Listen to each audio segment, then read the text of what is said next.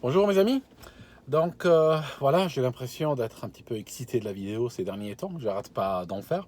En fait, il y a une raison derrière cela, c'est que la semaine prochaine, je vais partir pour des vacances parce que tout simplement, je suis sur un gros projet depuis l'année dernière et la semaine prochaine, il passera en phase d'exécution. Je ne vais pas vous laisser dans le noir, bien sûr. La semaine prochaine, je vais vous expliquer de quoi il retourne. Alors en attendant, je fais un max de vidéos autant que je peux. Et puis, ma foi, si vous n'avez pas le temps de les regarder toutes maintenant, vous les laissez pour les jours qui vont suivre où je serai moins en mesure d'être aussi assidu sur les vidéos. En tout cas, aujourd'hui, j'ai reçu mon livre, Jean-Marie Le Pen, Mémoire. Et donc, j'ai commencé à le lire. Il y a une partie où il parle de l'Algérie, donc ça m'intéresse. Je ne vais pas vous en dire grand-chose encore parce que je commence à peine de le lire. Par contre, en le survolant en diagonale, je me suis rendu compte que c'était un livre qui va se terminer, enfin cette partie de sa biographie va se terminer pratiquement au début des années 70. Alors que en réalité, personnellement, ce qui m'intéressait, c'était plutôt la partie de 1970 jusqu'à maintenant. D'accord? Parce que c'est cette partie-là qui me permet en fait de comprendre de sa perspective ce qui s'est passé dans un pays comme la France. Je pense, en tout cas ça m'a tout l'air, d'être le tome 1 de ses mémoires et je vais le lire avec beaucoup de plaisir. Aujourd'hui, j'aimerais vous parler de quelque chose. J'aimerais vous dévoiler le dessous d'une carte. Juste pour vous expliquer dans quelle logique je combats. D'accord ? Mon combat n'est pas seulement en ligne.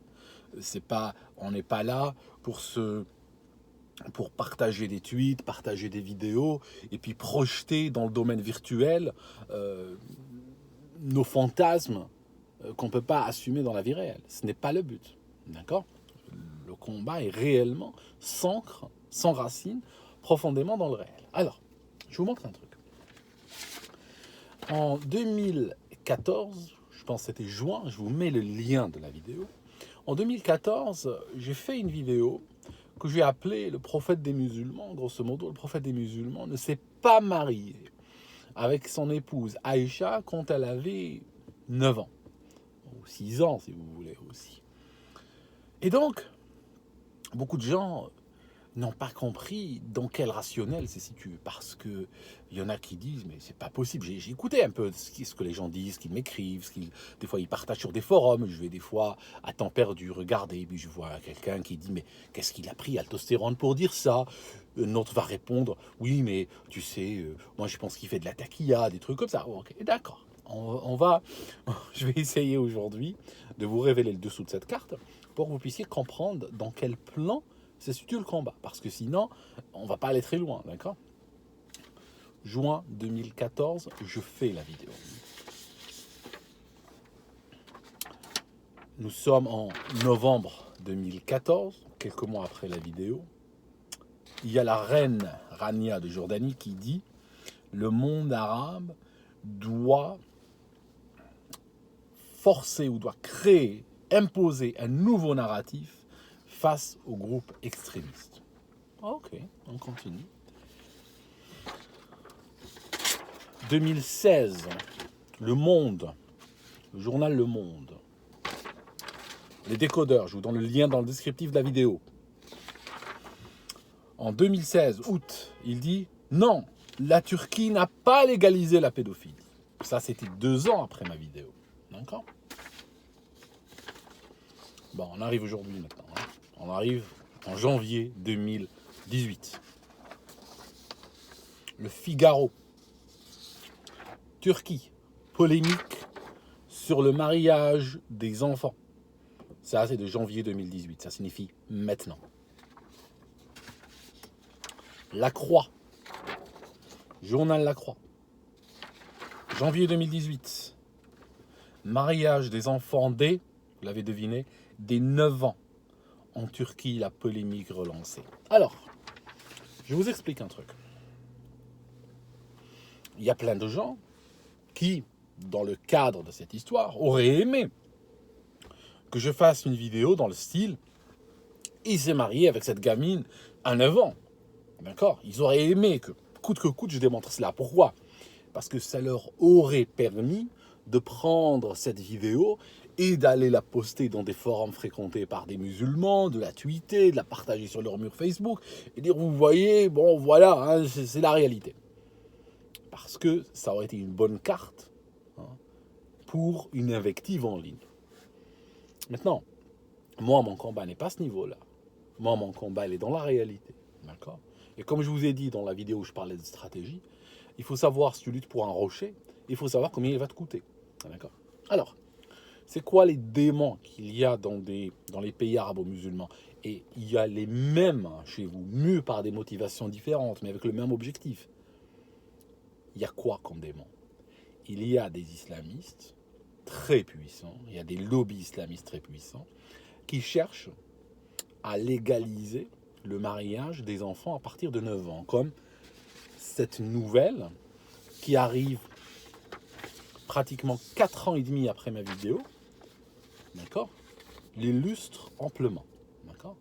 La Turquie, la très puissante, d'après les médias locaux, la direction des affaires religieuses aurait prétendu que les filles pouvaient se marier à 9 ans avant de retirer cette déclaration de son site internet, okay, sous la pression. Alors, ces lobbies islamistes cherchent à légaliser la pédophilie, pour faire simple, parce que les gens qui sont à la tête de ces organisations sont des porcs, tout simplement, sont des pédophiles, pour faire simple. Et donc, nous sommes très nombreux dans le monde dit arabo-musulman, et même non arabo-musulman, comme la Turquie, ça n'a rien d'arabe. Nous sommes de très nombreux quoi?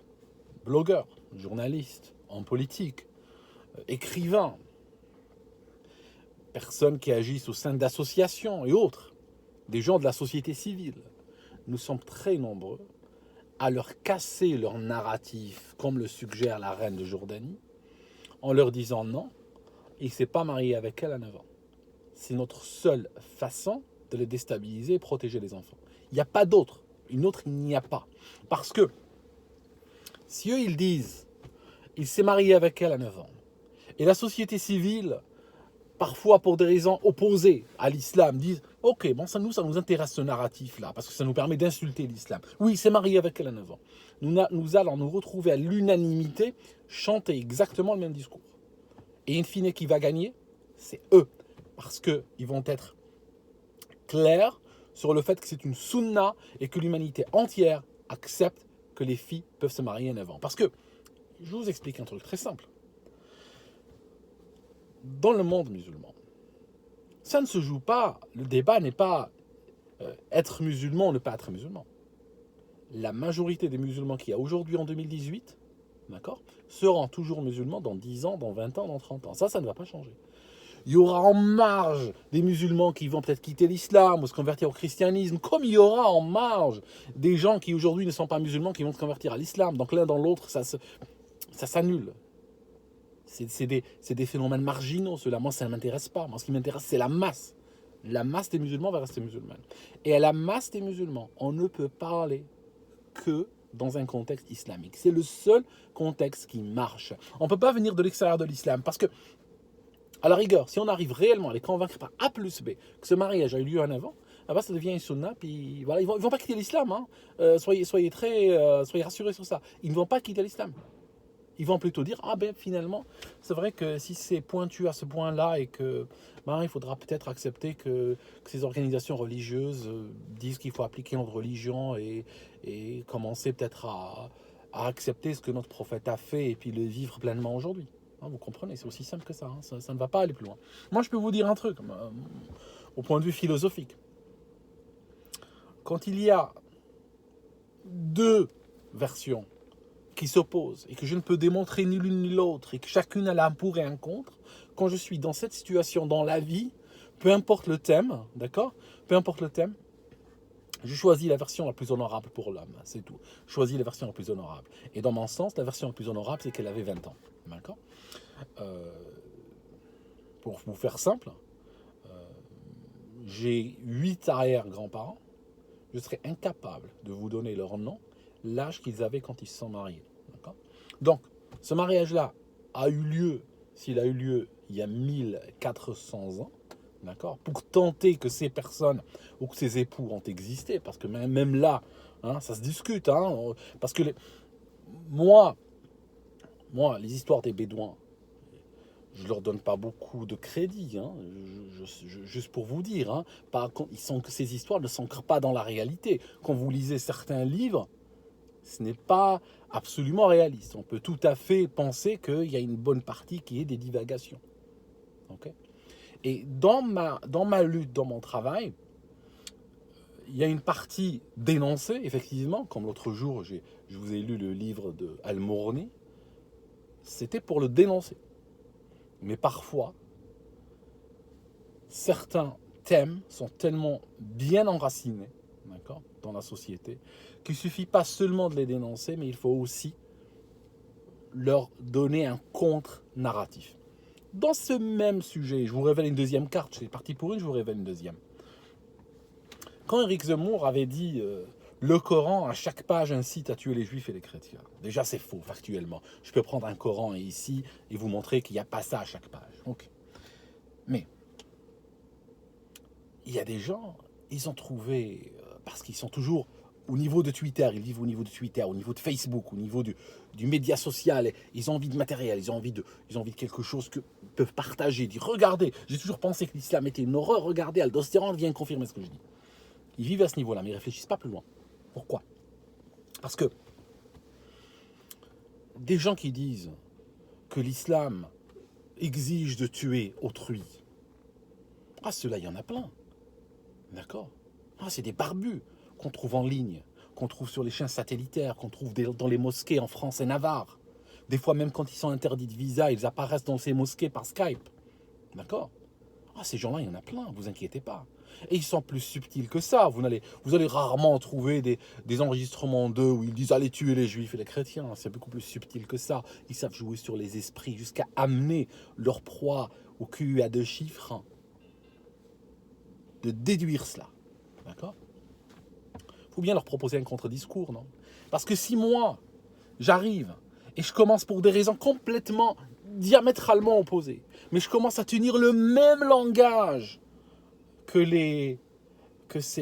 ces imams de haine, je veux dire, je ne voudrais pas mieux qu'eux. Parce que les petites têtes, ces nouvelles générations, élevées dans un merdier intellectuel et spirituel et philosophique total, ces jeunes-là n'ont pas de repère du tout. Ils écoutent Zemmour à la télé dire oui, le Coran dit de tuer, ils disent ah bon, oui, bon, ma religion dit de tuer, c'est dingue, il faudrait peut-être que j'y pense un jour. Après, ils vont regarder en ligne les prédicateurs de haine et ils vont leur détailler pourquoi leur religion dit de tuer. Ils arrivent chez Aldostéron et j'espère qu'ils ne trouveront pas le même discours. Je dois, ma lutte à moi, ma façon de lutter dans ce sens, et de leur servir un contre-discours et de casser les arguments des barbus et des assassins qui sont là et qui veulent pousser ces jeunes à rejoindre des groupes terroristes, à commettre des attentats. D'accord ? C'est ça le combat. C'est ça le combat. Le combat n'est pas de juste d'être, oui, bon, voilà, donne-moi un truc, je veux du matériel pour invectiver. Je veux dire, vous auriez pensé que si j'étais passé là, sur ma vidéo, et que j'avais dit, oui, Zemmour a raison, et voici, je vais surenchérir et vous montrer que c'est un devoir islamique de tuer des juifs et des chrétiens, vous auriez pensé que j'aurais été en train de défendre les juifs et les chrétiens. Mais il faut être dingue pour penser cela. J'aurais participé à la création de terroristes. Et il y a des gens qui m'écrivent et qui me disent Aldostéron, parce que moi je veux fournir aux gens des sorties honorables. Vous comprenez ? C'est ça mon but. Parce que le musulman, la majorité des musulmans ne vont pas changer en autre chose. Arrêtez, la dénonciation ne marche pas. Ça ne va pas marcher la dénonciation. Je suis en train de leur fournir un contre-narratif qui leur permet de dormir tranquille. Et j'ai beaucoup de musulmans qui me contactent pour me remercier de cela. C'est tout. Voilà, je vais arrêter ici cette vidéo. Non, je ne suis pas sponsorisé par The North Face, comme certains semblent le suggérer. C'est juste, j'aime bien parce que c'est chaud et que, ben voilà, en Angleterre, pour ces météos, j'aime bien en avoir toujours un quelque part. Donc voilà. Et puis, je veux dire, chaque fois qu'on voit un truc sur moi, je parle d'un truc, on m'associe à ce truc-là. Je prépare une vidéo sur les Illuminati et je vous assure que dans les 24 heures où elle va sortir, je vais passer pour un Illuminati. Hein. Voilà, quoi. Les gens, cette envie de mettre des étiquetés, quoi. Bon, voilà. Ok, je vais vous laisser, et puis je vais y aller, hein. Et puis, la ceinture, je la garde parce que depuis le début, le moteur, il tournait, hein. D'accord? C'est pour ça que je garde ma ceinture. Je vais vous expliquer aussi la semaine prochaine pourquoi j'ai acheté cette voiture, parce que pour mon projet, hein, le projet duquel je vous parle, euh, il est important d'avoir cette voiture-là. Je vous expliquerai pourquoi, en tout cas. Allez, à bientôt, mes amis.